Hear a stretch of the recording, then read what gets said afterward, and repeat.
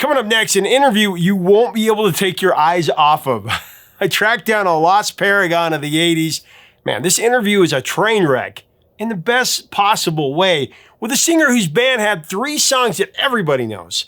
And even though any 80s kid can sing along to these songs and they defined early MTV for sure, none of them were actually hits. They got really close. 2 of them hit number 42 on the charts and the others hit the Hot 100 and they were all over radio and MTV. Funny thing is, this band always gets included in the greatest one-hit wonders ever. So really you could say they came close to being a one-hit wonder 4 different times, but they definitely left their mark with a frontwoman we talked to today whose strange costumes and futuristic style really made her one of the most influential personalities of that time. And it almost never happened. She almost died early in her career when she fell out of a high window at a Holiday Inn escaping an attacker. You gotta see this. Hey music junkies, Professor of Rock, always here to celebrate the greatest artists and the greatest songs of all time. You know, if you ever colored by numbers back in the day, you're going to dig this channel of deep musical nostalgia.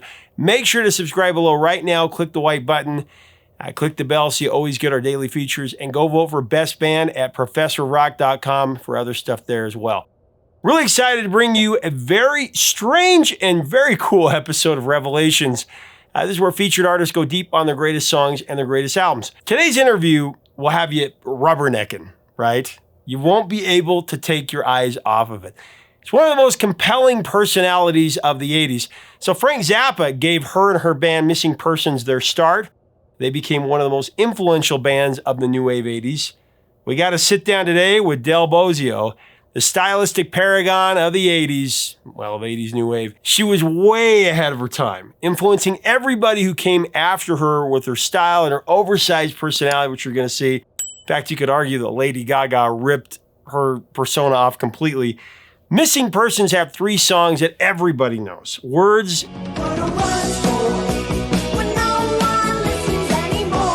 and Destination Unknown.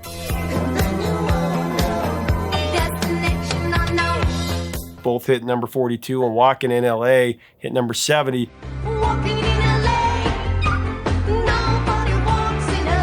And Windows hit number 63.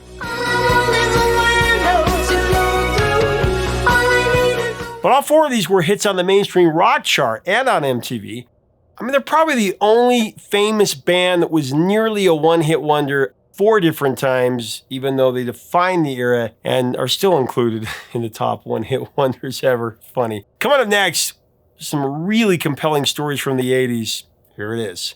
We're talking right before we started, telling so many great stories. I want to ask you, what was it for you, whether it was a song that you heard, something you saw on the TV, even someone in your life that kicked open the door to your mind and made you want to pursue music? Do you remember like a moment or a few moments that were like, that's what I want to do?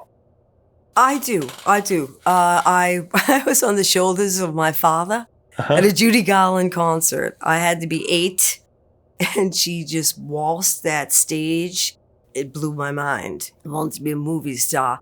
Frank Zappa said to me one day, "Do you want to be famous in this business, you'll have to enjoy your downtime." And of course, I was 23 years old and said, "What is that?" I had no idea what he was talking about. Downtime can be for years. This is an endeavor, not just a lifetime. It's an endeavor. You exercise your endeavors as you do your body. You must do the same for your brain.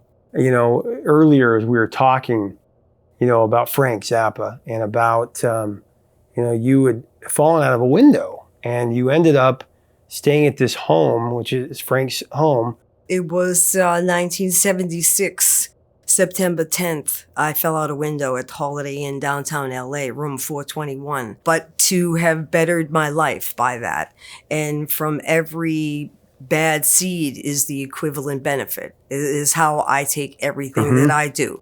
So with whatever I'm dealt, I play the cards. I had a cousin that had an asthma attack. I had to take her to downtown LA to the specific doctor in the middle of the afternoon, took her to that, checked into the Holiday Inn, and then she was in the hospital till Johnny Carson came on. We were there in the hotel, and I encountered 3 men to the corner of me in this hotel. They were laughing and fooling, and then I recalled that this later because they came to my door, knocking on my door, trying to get in my room, and I didn't know these people. So when this happened, and I called to the front desk for security. Security came to my door. I looked through the little peephole. There was a security badge, and I said, okay. I opened the door and I let him in. I thought I was in the safety zone, and I was there with my cousin, as I say. So the security guard came in and said, okay, I'm here. You're going to do what I tell you, and those fellas are coming back, and you're going to do what we say, or we're going to kill you. Wow. And I knew immediately, obviously, if someone says that to you, you're in a danger zone. So I know exactly what he looks like. I remember him dearly, and I forgive him. Let me preface that. Wow. I forgive him. So he demanded me to pay attention to him. And I said, used some foul language and really got excited and asked him to leave my room. He refused and came forward me, to grab me, my hair, pull my hair, tried to rip my shirt, and I ran to the window to scream for help.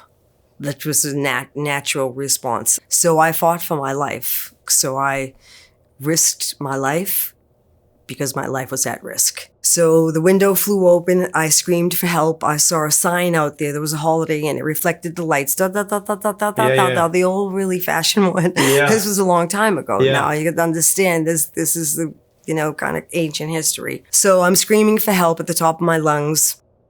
My cousin is trying to be distracting, and the fella is grabbing the back of my hair, and he's pulling my hair pretty much out of my head. And I know how I have my gold cowboy boots ledged in the back of the ledge on the cement. And I'm realizing now behind me, flush is about 2 inches that I'm holding onto a little lip of concrete. Wow. There's no ledge out here, and that sign is on the 3rd floor. And I was thinking I could climb down that sign. I'm always being creative. Climb down the sign and get away from this guy. Yeah. I mean, I was determined not to have a problem. So when he grabbed me at this one particular level, it just came to my mind, I'm falling. You let go. I let go of the ledge because of trying to pull away from him. I fell and I hit the sign, split my head open here above my hairline, and broke my kneecaps, cracked my floating ribs and my elbows. That was what happened. But ultimately, I landed on the cement in a pool of blood. He turned around, grabbed my cousin, threw her against the wall, and left. Never to be found again. Never worked at the hotel. I ultimately went through a major process to see who this person was, what happened, but it took a long time because I woke up 2 weeks later in Frank Zappa's living room, and I was blind. I was in a concussion. Gail said, I made you spaghetti. You got to eat. It's been 2 weeks. Wow. And you fell out a window. What are you doing? And then I heard Moon Zappa. I said, I hear music, the harp. And she said, that's Moon. She dragged the harp in to play it for you because she wanted to wake you up. And it did. Wow. And I passed out again for 11 more months. I went on to the life support, and they flew me to, after I left Frank Zappa's living room, I went to Boston. And I was in the Sancta Maria Hospital, which is a holy hospital. Mm-hmm. And I was there for 11 months. And I had all those things, the CAT scans and everything, and I couldn't see because when you're in a coma, it takes an amazing amount of time to get your sight back. You have to regain your sight. And they said that I would die. That I would obtain a blood clot. There was no way that I would live, which obviously was not true. Well, you were telling me that your father kept you alive. A lot of people wanted to pull. My father there was in that hospital. He, that I know, later of the story, he was actually, when I woke up, when they took me home, he was holding my hand and he was crying on my hand. So I could feel him, like literally crocodile tears. And I said, everything will be all right. Wow. Yeah, I said, everything will be all right. Don't cry. And he called me Dolly. And he said, my dolly. My maiden name is Consalvi, Dale Francis Consalvi. So the Bozzio thing is because I married Terry. Terry and I had an incredible relationship for a very long time, 9 and so odd years. Married and not married, divorced or not. We still made thing fish, speaking of Frank, back to Frank's house. Do you know what you are? That's what I asked you. You are what you is. You is what you am. Terry and I were divorced after Missing Persons, and Frank put this whole band together and got us to make the demo at his house, and we went on to make Thing Fish. We weren't married then. I really believe Frank wanted to see what kind of child we would have had. And that was the one thing that we weren't having. The child was Missing Persons, really. Do you hear me? Me, Terry, and Warren. The three of us. We were a pyramid. So many unique talents in Missing Persons. I mean, if you look at all of the different including pieces. Patrick O'Hearn. Yes. When you guys recorded the EP, did you record? So you recorded it at that studio. We recorded it at Frank's. We made the songs in Frank's studio because Frank sent me over to get Ken Scott. I climbed over Ken Scott's fence. He was getting a tan, and I said, Ken, listen, Frank sent me here, and I have to bring you to the studio tomorrow morning. Now, Ken Scott, just so that everybody just finished he did doing David Bowie's Red Shoes. Dory, and he did Beatles. He did Ziggy Stardust. And the Beatles. I mean, just incredible. Yeah. The only one to go to. I said, Ken. He goes, what are you doing here? I climbed over the fence because Frank Zappa sent me here to talk to you. We got to go in the studio tomorrow morning. Wow. And his studio is brand new. We got a Kurzweil and everything. He's Frank Zappa? I said, yes, and I got Terry Bozzio on drums here. Play it right now for you. First song is I Like Boys.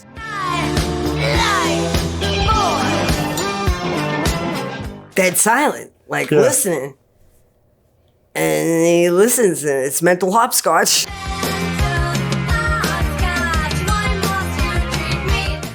Hello, I love you. Hello, I love you. Won't you tell me your name? Hello, I love you. He's like, whoa, Frank's house? What time? All right, hit stop. Okay, I'll be there. I said, oh, thank you. Thank you so much. Thank you so much. I'm going to go tell Frank right now. Thank you so much. Took my boombox. I freaking fled. I ran out. We had a Datsun B210 with little stripes down the side of it with a hatchback. Me and Terry bought it with the money we just made playing all these concerts. Wow. Right? And Terry was teaching drum lessons, and I'm setting him up on the side, collecting the money. We're putting all the money into the car because we get to drive the three of us to do these rehearsals, and get to the concert and back, We were incredible. We were such children at heart. It's like dying to be famous. Well, that EP sold 7,000 copies, and Mental Hopscotch hit #1 on K-Rock. 1979 into 1980, I sat with Terry and Warren on the floor. I bought a bottle of champagne, cooked spaghetti sauce, countdown all day on K-Rock countdown. Oh, God, I'm freaking out now. Going, we didn't make it. How is this possible? I can't believe it. I was selling records out of the trunk of my car. I'm sending them to Boston. I'm sending them to New York. I'm over here at Licorice Pizza, Rhino Records. I'm at Amoeba. I'm everywhere, all over the town, pouring myself out like crazy. And they go, and #1, mental hopscotch, missing persons. And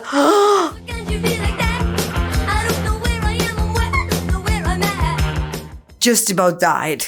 Eruption. That was the second best day of my life. Well, then Capitol signed you guys in '82, Spring Session M, which was an anagram for, of course, Missing Persons. That album cover is so iconic. The album has since went platinum. And that picture is iconicized by Glenn Wexler, the photographer, incredible photographer who went on to do amazing more if you want to know where Lady Gaga and all that kind of started, it's really that album cover. It's like that essence right there. I want to jump into Words and ask you about that song.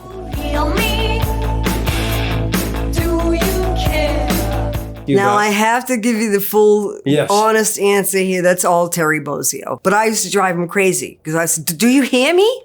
Do you care? What's wrong with you? Yeah. You know, with this like Boston attitude, you know. Yeah. But no, Terry wrote words. Terry's an yeah. incredible songwriter. Music were and the song. And he wrote Walking in LA.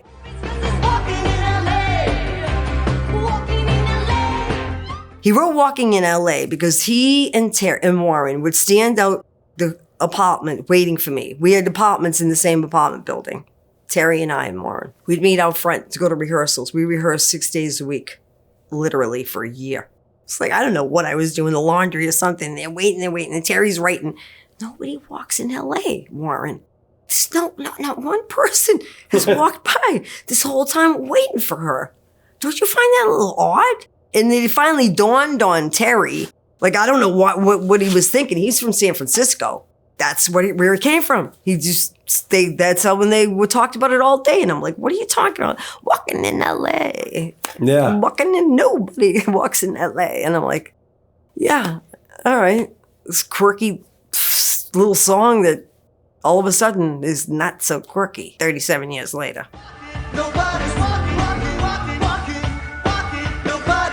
The Ups Festival. I mean, that must have been an incredible day because U2, Bowie, The Pretenders, Berlin. That was pretty incredible. I walked out there with all the people. It was a sea of people.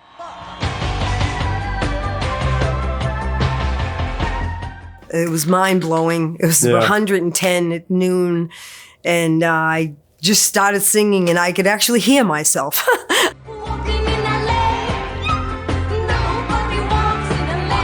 Huge I'm crowd. speechless. I'm speechless still over it. But ultimately, I got to be on the stage to watch David Bowie. David Bowie's first American concert in 5 years. With Words, do you remember when he brought it to you? You guys really had, with the guitar and the synthesizer, it wasn't like straight up new wave. You know, the guitar was such a huge part of it in your voice. It was those three things coming together. When you recorded that, tell me kind of about that. Well, because we made the music, the three of us. Yes. All the parts. You look at me as if you're in a daze.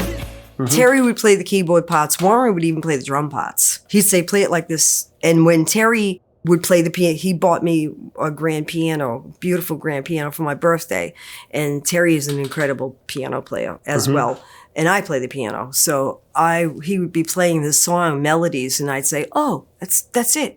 All I want is a window. All I want is a window. Yeah. There's a window to go through. All I need is a window. And I'd be walking to go make the coffee. Because I was the manager from the morning, 9 o'clock to 6, rehearsals from 9 to 12, and back home and do the whole thing again. I never stopped. And that to happen to change the direction. Words, such an iconic video. Do you remember making that video? Yeah, we made Tell me that about actually at 4 o'clock in the morning for a TV show over here. I'm not sure which one it was, but we stood in line all day. All these unsigned acts standing in line waiting to get on this TV show. We didn't get on the TV show. And I said, listen, I want a copy of that. I stood in line here for 8 hours or whatever. And they said, okay, all right, we'll give you a copy of it. All white light, bright, whited out, looked freaking weird as hell. And I'm showing this to Terry and Warren. They're going, oh, shit. Look at that. What has been said?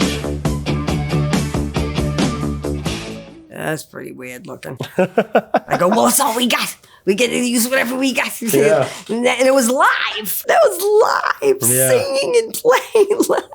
Frank Zappa said to us, he said one day, he said, listen to me.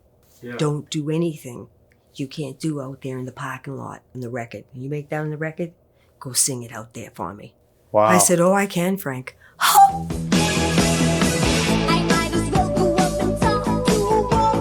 What was cool, distinct about that too, not only the video, but when you're singing the chorus, what are words for? And then, you know, the background vocal, what are words for? That's Terry and Warren. Yeah, it's just cool. They're incredible singers. Yeah, it's just cool because it was No one had male background singers. Yeah, oh, I know. In a girl band? I know. Like, what? I know. And the way Right. they sang it too was so cool because it's like one of those songs, though, the first time I heard it was like, what is this? Crazy. We were trying But it was to- awesome. It's one of those things that just grabs you It was like, tricky because the melodies. Warren Cucurullo is a melody maestro. oh, I know. I mean, he wrote Ordinary He World wrote Ordinary, for took the Duran words out of my Duran. mouth. He's beyond magic on that Yeah. guitar.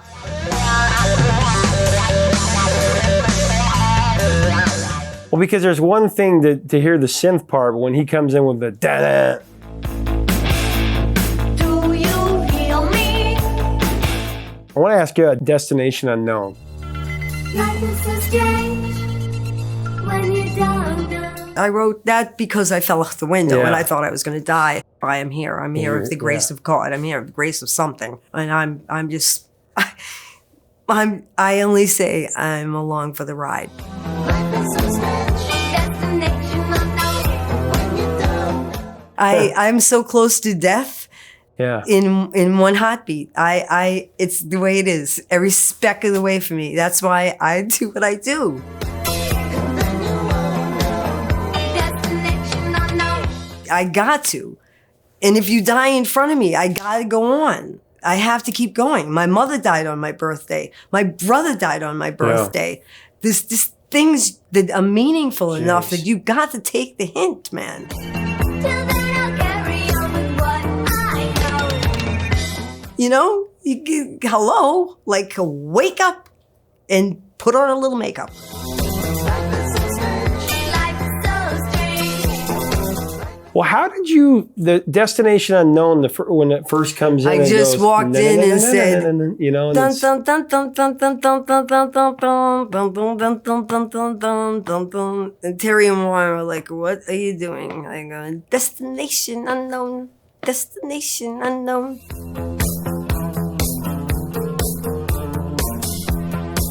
Like that's how it started. It started from simple little tiny melodies. That's what well, makes a especially song. when you first hear the verse coming in, where you're hearing the. It's not that complicated. But then when you hear your voice, though, it's a na na na. You know, it's- Because I'm always on the offbeat and I have to wait for the drum rolls because I don't know anything. I can't read or write music. I'm your fearless flyer. Nowhere to go.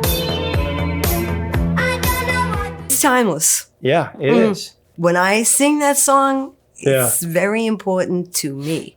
I live because of these songs. Oh yeah. These songs are my heart, my life, and everything that will be my future for my sons. I have two incredible sons, Shane and Troy, and they are the pivot of everything I do.